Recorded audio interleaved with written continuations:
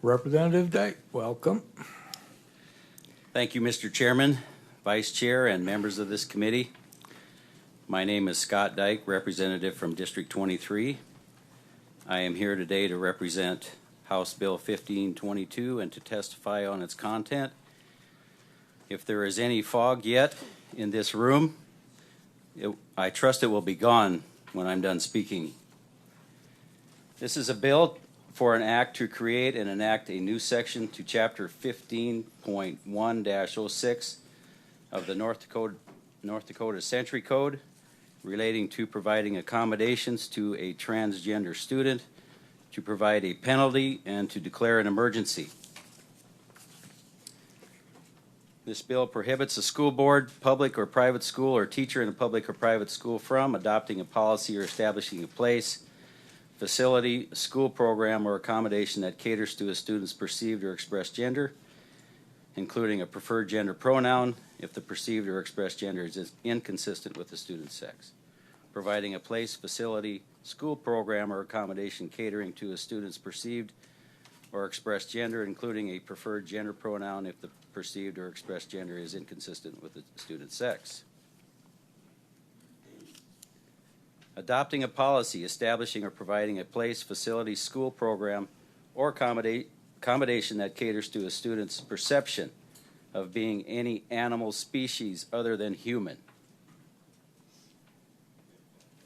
A board of a school district, a private or public school, or a teacher in a private or private school may establish or provide a unisex accommodation for a student only if the student has had gender-affirming surgery before the effective date of this act, and the school board or teacher obtains written consent from the student's parents or legal guardian to establish or provide the unisex bathroom accommodation.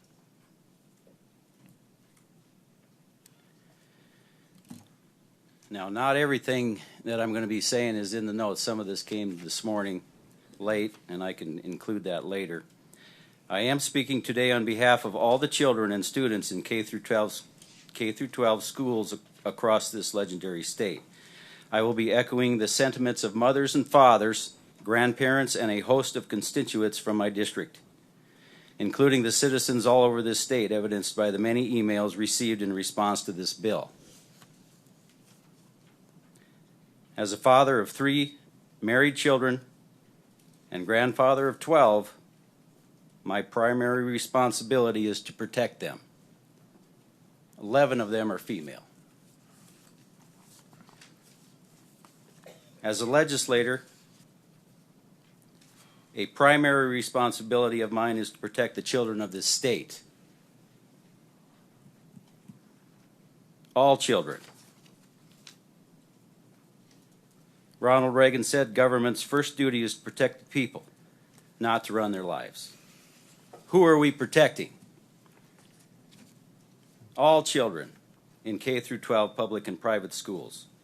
And here are the reasons why we are protecting. Example number 1.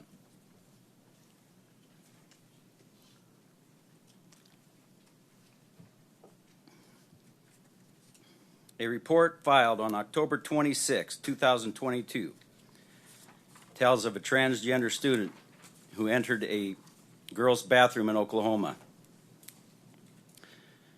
And the student victim, labeled as V on the redacted report, told police she was speaking with friends in the girls' bathroom when student A approached her with a question.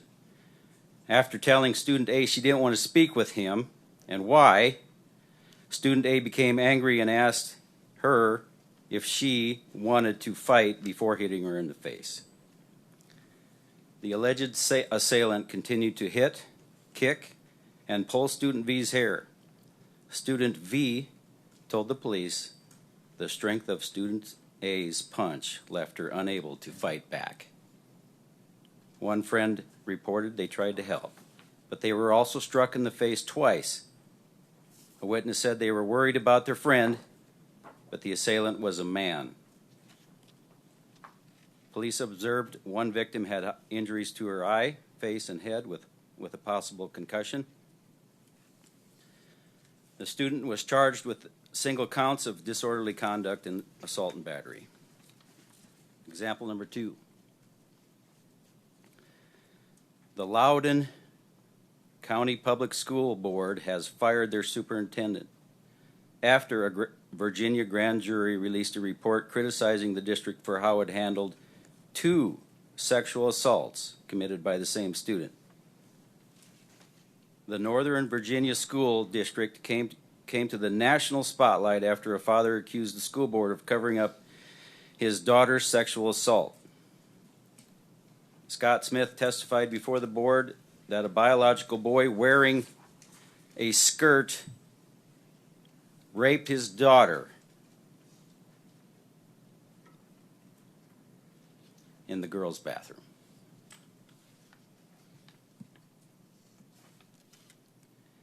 After that incident, the boy was able to transfer to another school in the district, where then he assaulted another girl.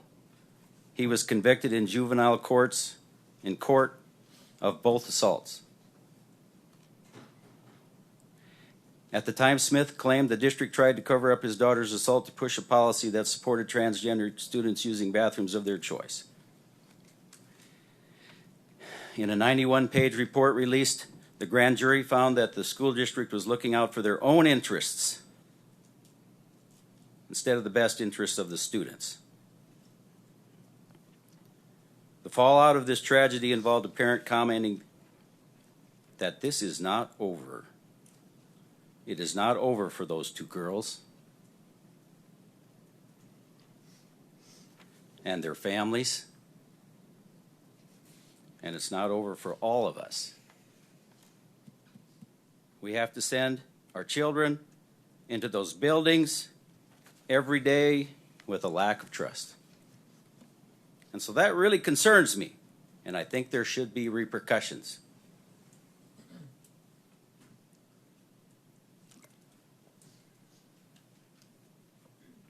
Example number 3. Closer to home, in Williston, North Dakota, a trans individual went into the girls' bathroom on more than one occasion. And when the football team found out, they beat him up. We cannot allow this kind of behavior toward any student.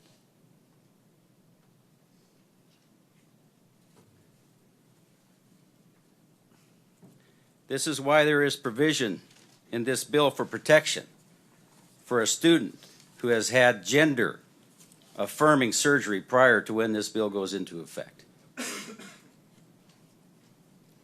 Everyone needs to be treated with dignity, civility, and respect. For those who have been bullied and scorned, I'm sorry. For those parents and relatives who have lost a loved one to suicide, I'm sorry. I can't begin to imagine the pain, loss, and devastation that you feel.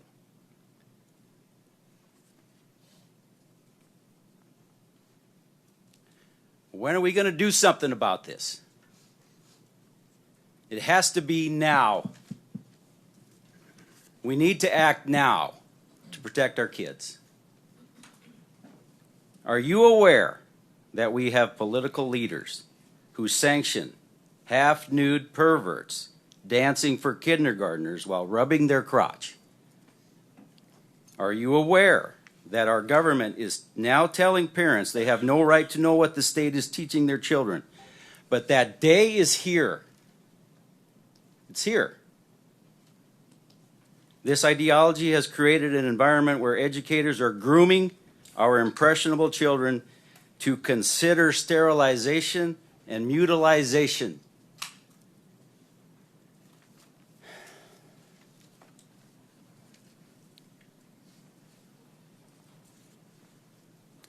Ronald Reagan said this: "We must reject the idea that every time a law is broken, society is guilty, rather than the lawbreaker." It's time to restore the American precept that each individual is accountable for his actions.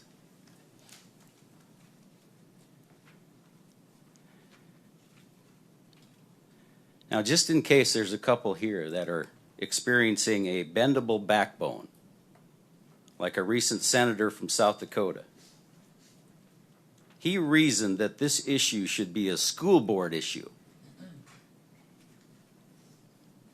This is not a school board issue, as you could tell by the way the Virginia School Board handled their issue, their situation. This is our issue. This is our legislative issue for today. Now, for the strengthening of our backbones, we do have precedent on our side. And I know there's been quite a bit of reading on Title IX already, but there's some confusion on that, and I'm going to bring some light to this. Title IX of the Education Amendments was acted on by Congress in 1972 to eliminate discrimination in education based upon sex against girls and women in particular. It states that no person in the United States shall, on the basis of sex, be excluded from participation in, be denied the benefits of, or be subjected to discrimination under any education program or activity receiving federal financial assistance. When this was passed, girls and women faced high barriers to pursue educational opportunities, particularly in high education. Title IX was designed to remove those barriers and now represents 50 years of progress in education made by girls and women. Title IX regulates every public K-12 school, college, and university of the nation, as well as every private school that takes federal funding. As a result, it has wide-reaching implications for tens of millions of children and parents across this country. The regulations implemented here in Title IX were binary based on two sexes, male and female. Recognize the biological distinctions where they matter and prohibiting discrimination based on sex as Congress intended. Excuse me.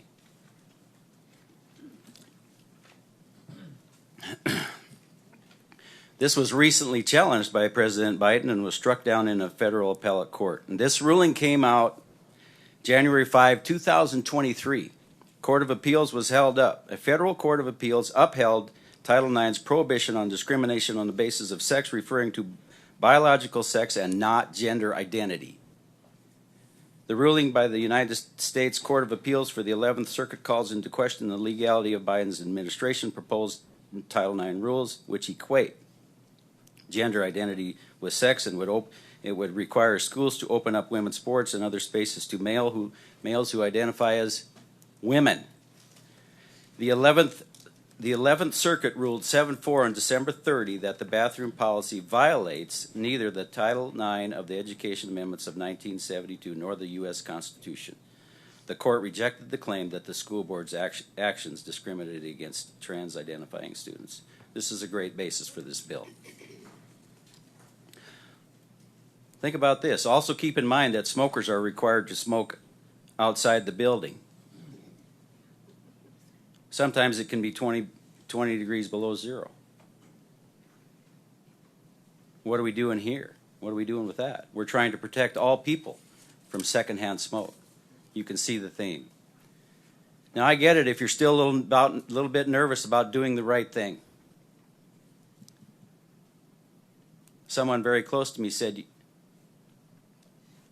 you need to count the cost before you venture into your next career. The chairs you and I sit in the House chamber come with a great amount of responsibility and accountability. You will find encouragement in this statement by Patrick Henry. He said, "Should I keep back my opinions at such a time through fear of giving offense?" Absolutely not. I echo that exact thought. And finally, we had President Teddy Roosevelt, who has his roots right here in North Dakota, who gave his most famous speech in April 23, 1910. He said, "It is not the critic who counts, not the man who points out how the strong man stumbles, or where the doer of deeds could have done them better. The credit belongs to the man who is actually in the arena, whose face is marred by dust and sweat and blood, who strives valiantly, who errs, who comes short again and again, because there is no effort without error and shortcoming, but who does actually strive to do the deeds, who knows great enthusiasms, the great devotions, who spends himself in a worthy cause, who at the best knows in the end the triumph of high achievement, and who at the worst, if he fails, at least he fails well, daring greatly, so that his place shall never be with those cold and timid souls who neither know victory nor defeat. Protecting our children is a worthy cause. All of them. We must all dare greatly in this worthy cause. Puritan leader John Winthrop said this, that we are a city on a hill. In order for North Dakota to be a city set on a hill and to continue to be legendary, we must protect all of our children. And if we don't, we'll be infamous.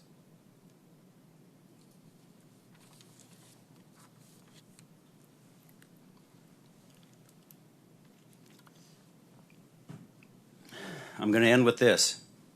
This is not in your handout. There is truth that is transcendent. It exists far above the universe and material existence. The highest human intelligence is not above this truth. It is this truth that is the ultimate basis for this bill. The Lord himself is truth. And he himself created man and woman, male and female. We cannot deviate from this truth. We are gathered in this room today because the desperate needs of our community, state, and nation. We find ourselves adrift of a 30-year moral and spiritual decline from the principles that made America great. But that is now all changing. Right now. This bill comes with a divine invitation to resurrender to the same fundamental principles of the Bible that our founding fathers did when they said, this is what our founding fathers said, with a firm reliance on the protection of divine providence, we mutually pledge to each other our lives, our futures, and our sacred honor.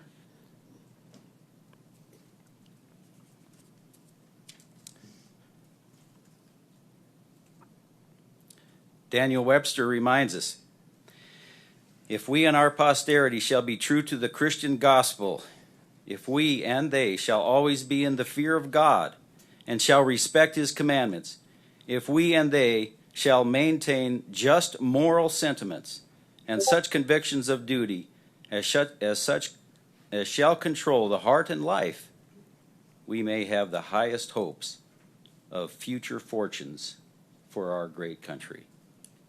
But if we and our posterity reject religious institutions and authority and violate the rules of eternal justice and trifle with the injunctions of morality and recklessly destroy the political constitution which holds us together, no man can tell how a sudden catastrophe may overwhelm us that shall bury all of our glory in profound obscurity. But I believe that this is our moment. This is our moment. I'm reminded of the miracle that happened in the 1980 Olympic hockey game between the United States and Russia. In the pregame speech, If you remember, Coach Herb Brooks said, "This is your time. This is our time today." And that's why I'm here. To see the power of God move on the legislation brought forth from our lawmakers this session. I've received witness from men and women all over this Capitol that the Lord is stirring the water and His precious wind is blowing.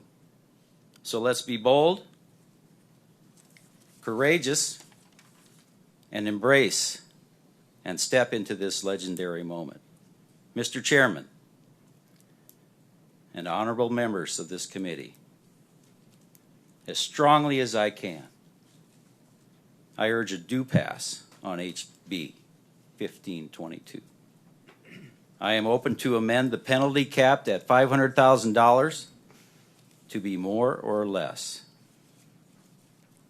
Thank you, Mr. Chairman, and I think I would like to sit down now for some questions. Thank you. Are there questions from the committee?